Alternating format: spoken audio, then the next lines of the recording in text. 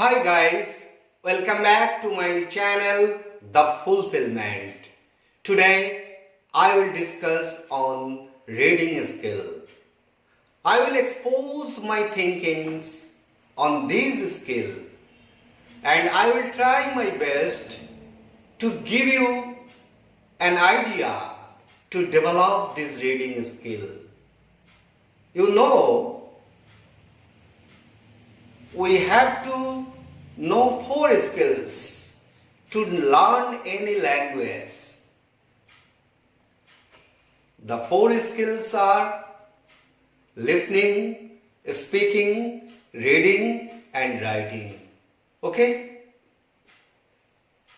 Among these 4 skills, some are receptive skills and some are productive skills. Okay? Reading skill is a receptive skill.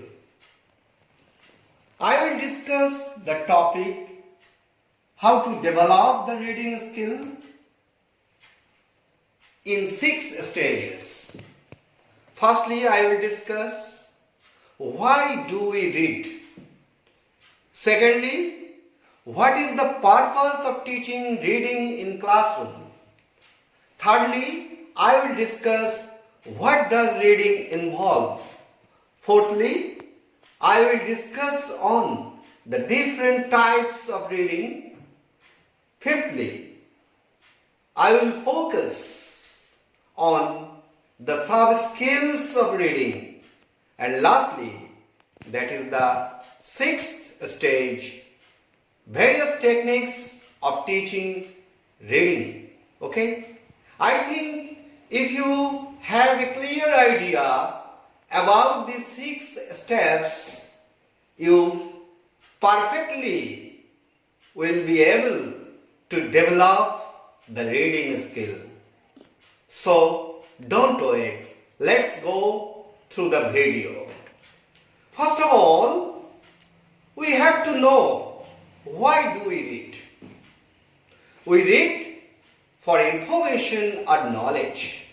As for example, if you want to know the date of birth of Netaji Subhash Chandra Bose, you have to study the book of history or you have to study the biography of Netaji Subhash Chandra Bose. Secondly, we read for meaning or understanding. As for example, if you want to know what is catharsis, if you want to know what is hamartia, you have to read the books on literature.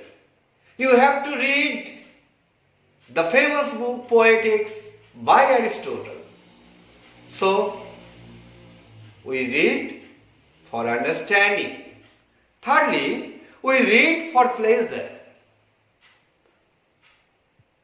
As for example, if you go through a novel, through a book of drama, you can enjoy the literary pleasure. Fourthly, we read for entertainment. Okay? Next, I will discuss on the purpose of teaching reading in classroom. It is needed for what? To enable learners to enjoy reading without help or with minimal help, unfamiliar, authentic text. Okay? Thirdly, now I will discuss on what does reading involve. Reading is an active skill, you know, that is receptive skill. Secondly, reading includes the skill of thinking. It helps us to think. Thirdly, reading is to be integrated with other skills. You know 3 other skills. Okay? And lastly, reading speed will vary depending on purpose, text, type, the level of the text and individual exposure. Okay? Now, I will discuss on the different types of reading. There are two types of reading: intensive reading and extensive reading. What is intensive reading? Intensive reading, that is the reading of shorter texts to extract a specific information as to what the writer wishes to convey. Understand? Then, extensive reading. What is this? Extensive reading is that reading which is of longer texts, usually for one's own pleasure. This is fluent activity mainly involving global understanding. Okay? So up to this portion I have discussed on what do we read, what is the purpose of teaching reading in classroom, what does reading involve, and lastly different types of reading. Now I have to discuss on the sub-skills of reading and techniques for teaching reading. So all my dear viewers, I request you to understand these two items, that is sub-skills of reading and techniques of teaching reading. Please look at the whiteboard. Now let us know what are the sub-skills of reading. Look at the whiteboard.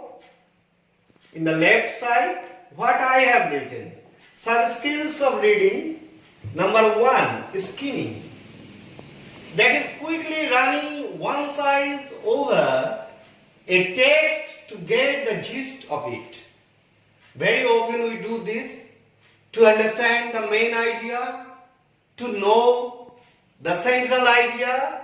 We go quickly through the text. Okay? Secondly, scanning. That is quickly going through the text to find a particular piece of information. Okay? A particular piece of information we have to gather. Thirdly, using background knowledge as well as knowledge of language, that is grammar. Background knowledge. You are going to read a text, perhaps a text which is written in past indefinite tense. That's why you should have the background knowledge of past tense. Okay? Fourthly, predicting. One should try to understand the author's purpose. He should try to predict the writer's purpose. Okay?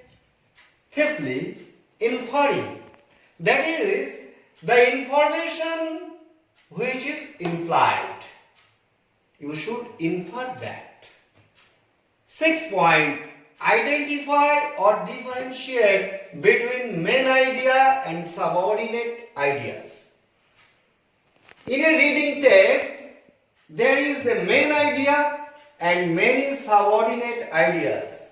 A good reader must try to differentiate between these two types of ideas. Okay? 7th point, recognizing the text type. You should have to know what type of text it is. Is it an essay or a short story or a report or a biography, etc., etc.? And the last point, 8th point, evaluating or giving an opinion. That after reading, you are ready to give an opinion. Lastly, understanding the use of the connectors or linkers. Okay, so these are the 9 points, that is sub-skills of reading. Okay, and now I am going to teach you to make you understand what are the techniques for teaching reading. We can apply various techniques for the development of reading skill. For this purpose, we may divide the reading into 4 stages. Firstly, pre-reading stage. What should be done? Introduce and arouse interest in the topic. The teacher should try his or her best for introducing and arousing interest in the topic. Okay?